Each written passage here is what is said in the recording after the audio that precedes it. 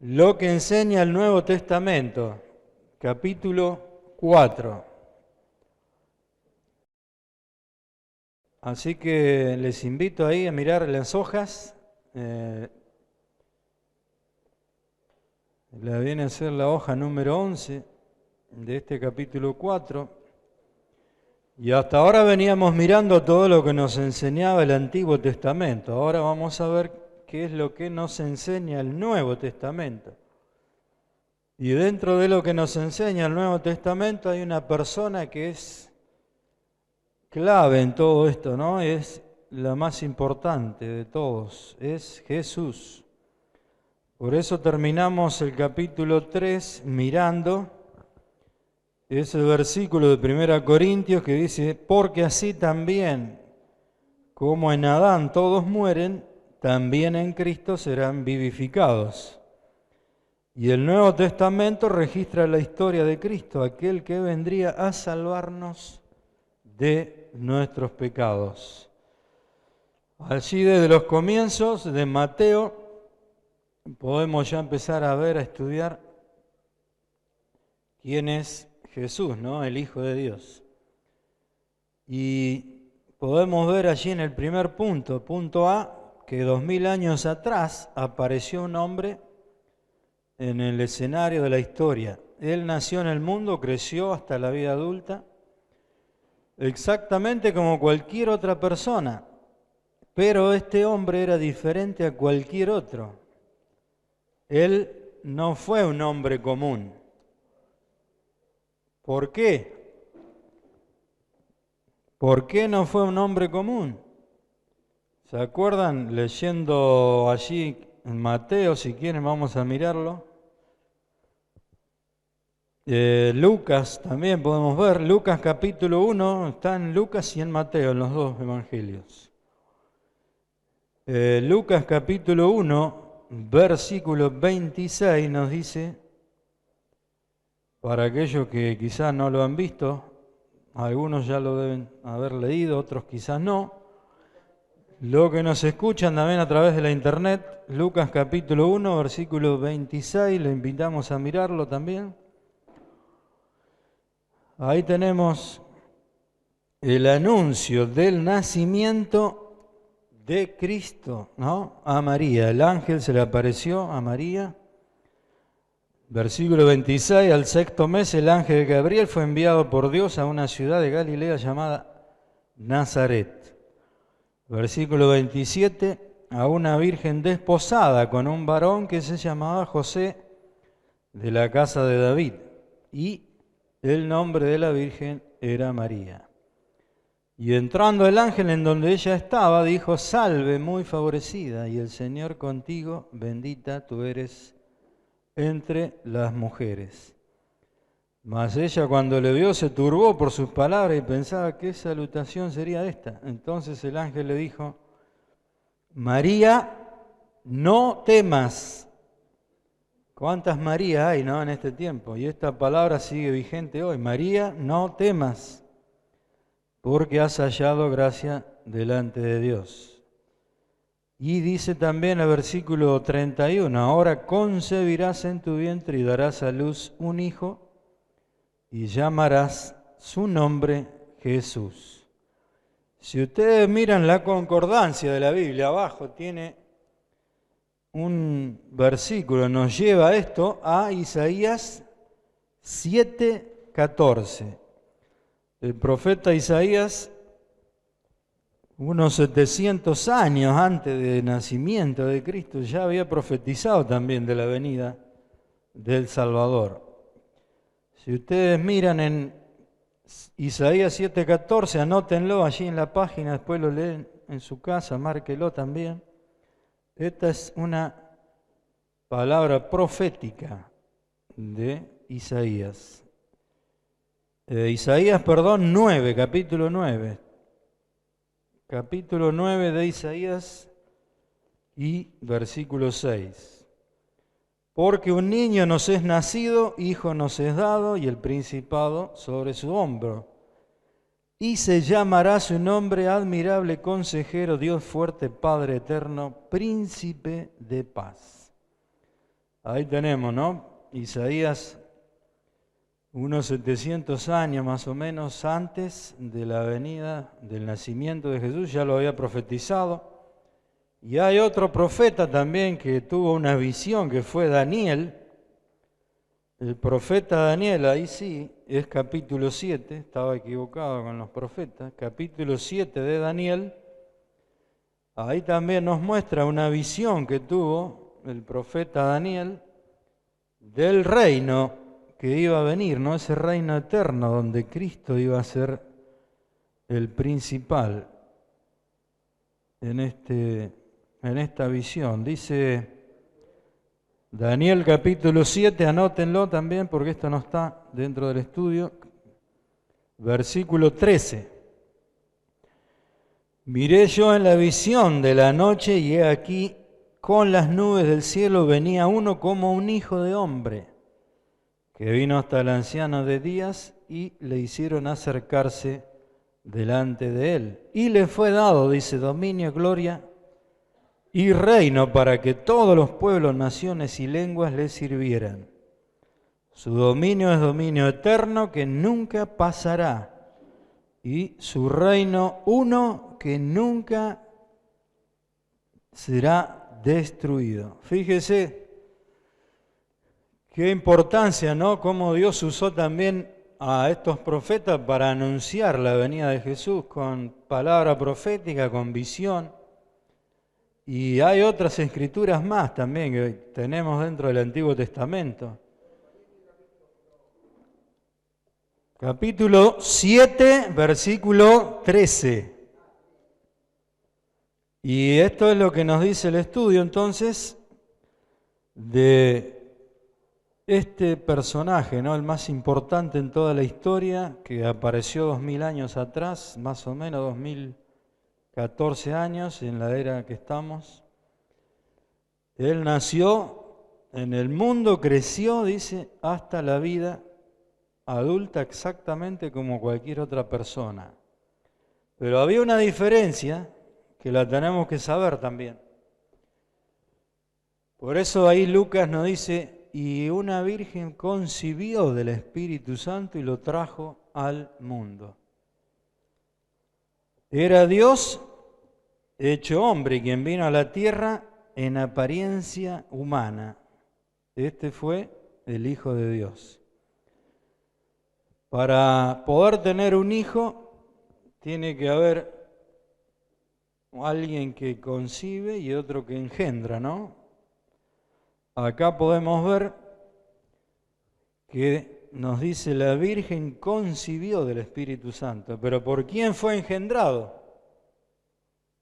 Por José, que era el novio de María, porque no estaban casados todavía, ¿eh? Ellos estaban comprometidos, desposados, dice la Biblia.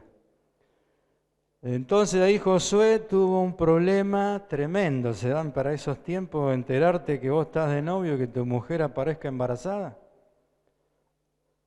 No debe haber sido fácil. Por eso que Dios anunció el nacimiento de Jesús y lo hizo 2 veces por medio del ángel. El primero lo hizo a María, como lo leímos recién en Lucas, y el segundo se lo hizo a José en el Evangelio de Mateo. Ambos anuncios lo hizo en la ciudad de Nazaret. Y cuando se lo anunció a José, el ángel, ya habían pasado 3 meses de habérselo anunciado a María. Entonces, cuando José la vuelve a encontrar, ya estaba de 3 meses embarazada. Y saben lo que, ¿no? Encontrarse con ese cuadro. ¿Qué hago ahora? Dice la Biblia que pensó dejarla en secreto, abandonarla. Porque todos lo veían como adulterio. En ese tiempo el adulterio era castigado apedreándolo y hasta morir. Era tremendo, no es como hoy, ¿no? Los tiempos cambiaron. Entonces,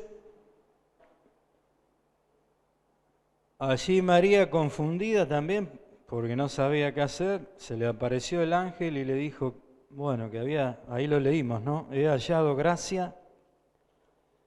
Lucas 1 dijimos, y versículo 26, lo pueden leer hasta el 35 después también.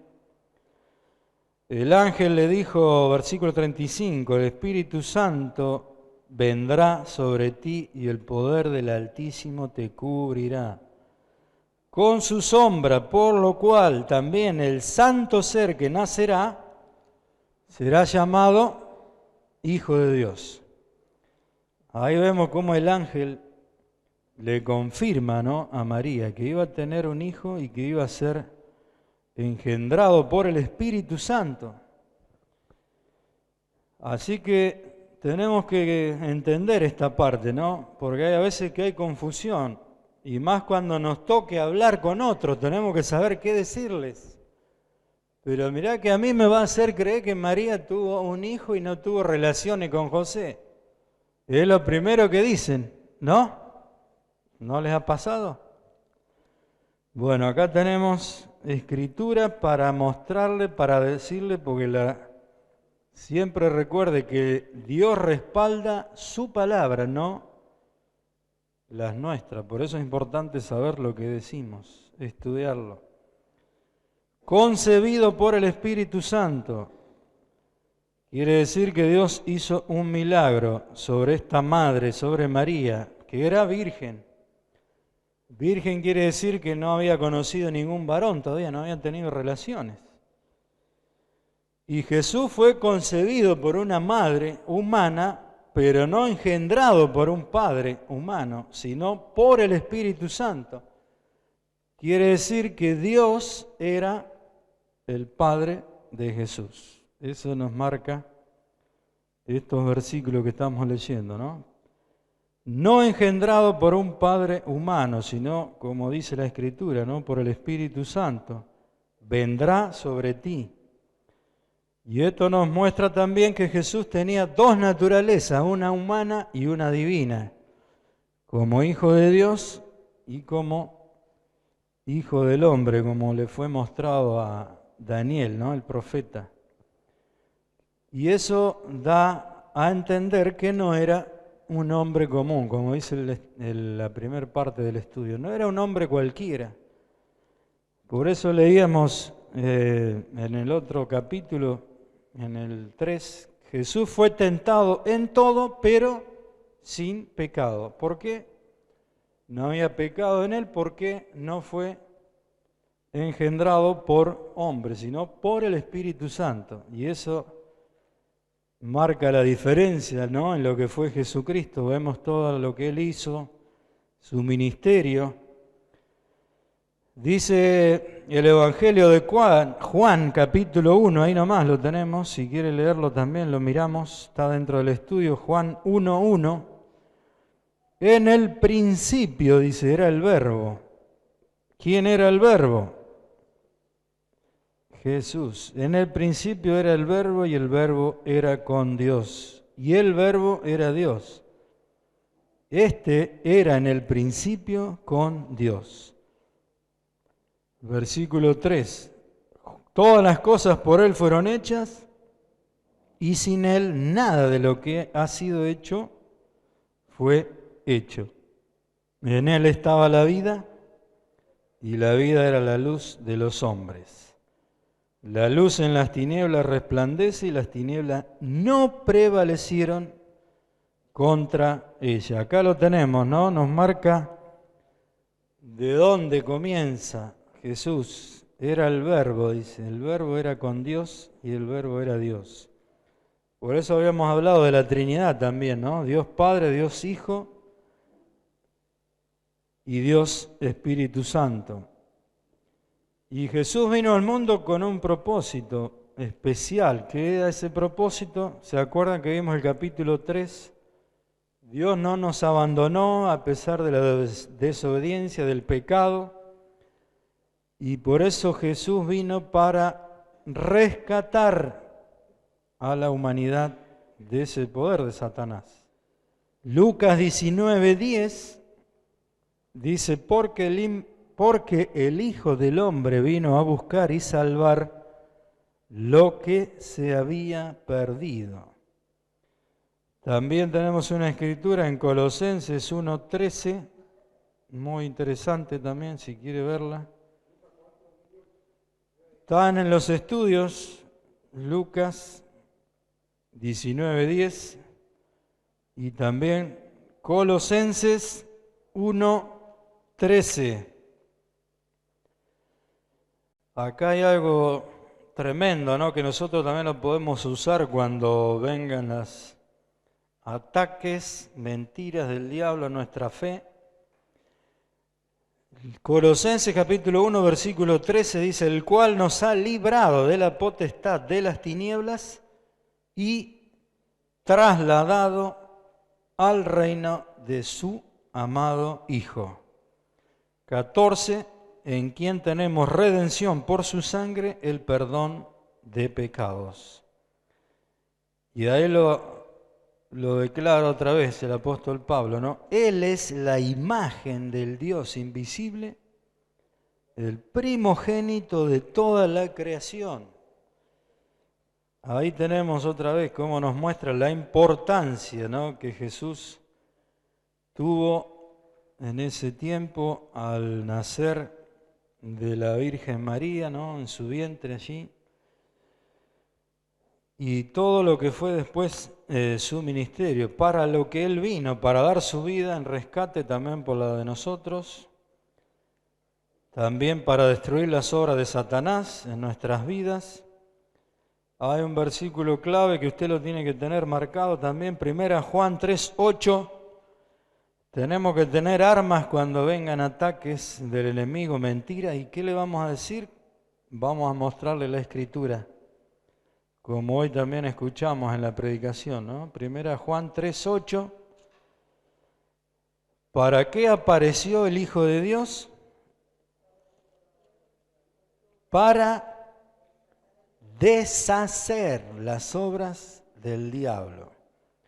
Pero interesante lo que dice antes el versículo.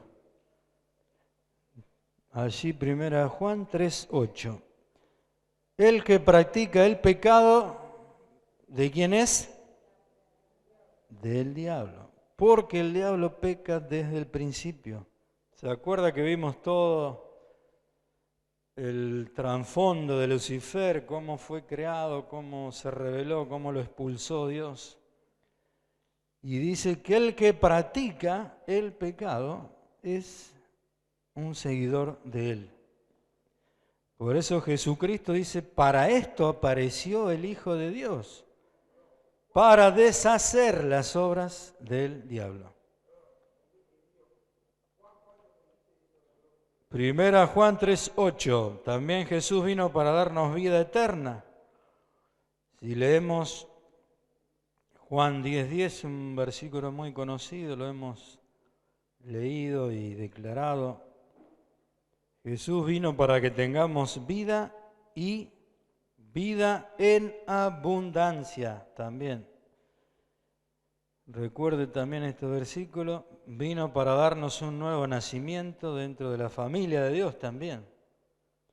Mas a todos los que le recibieron, a los que creen en su nombre, les dio potestad de ser hechos hijos de Dios.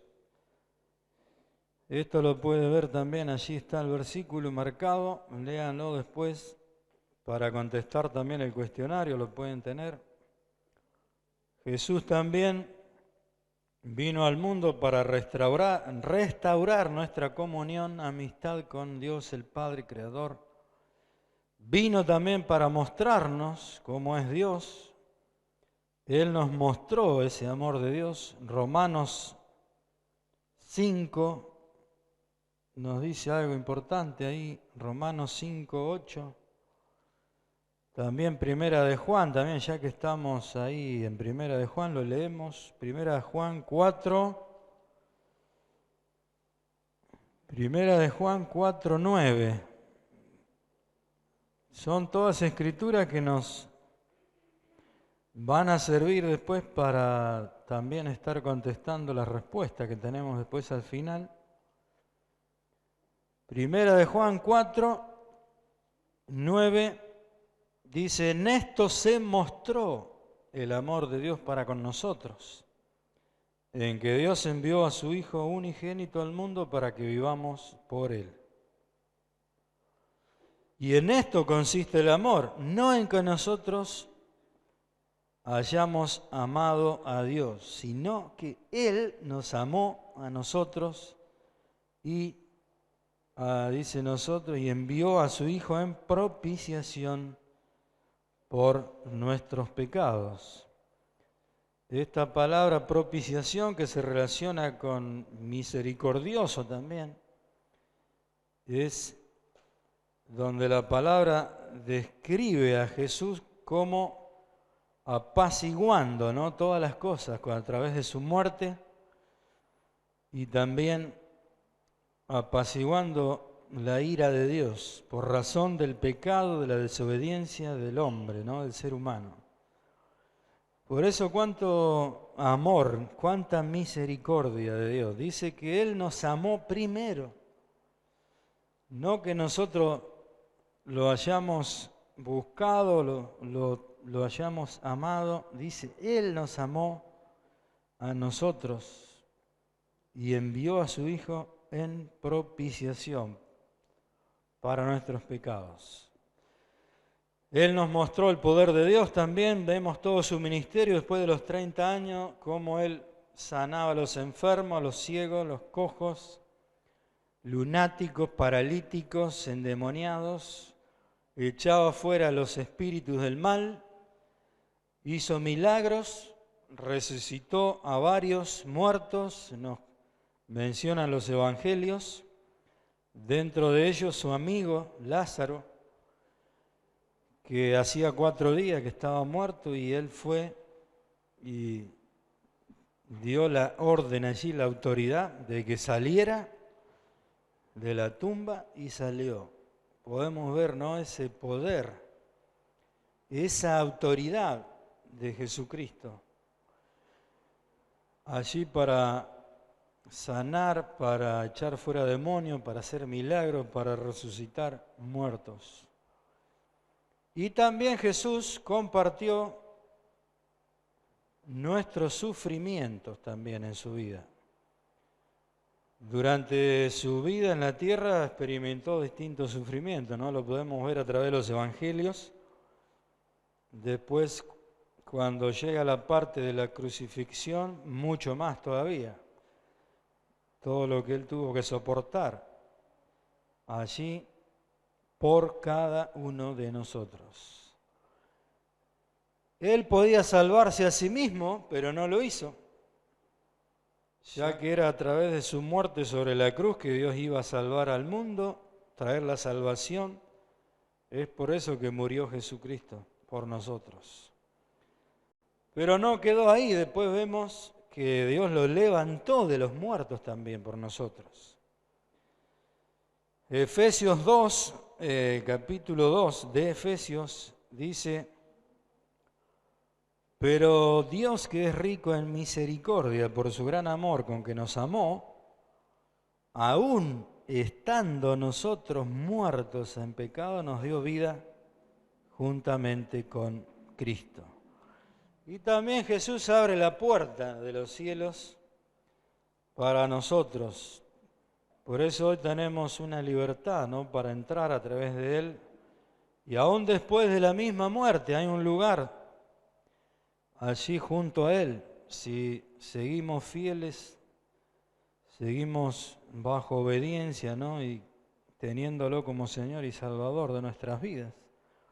Por eso ahí al final de este capítulo hay una decisión.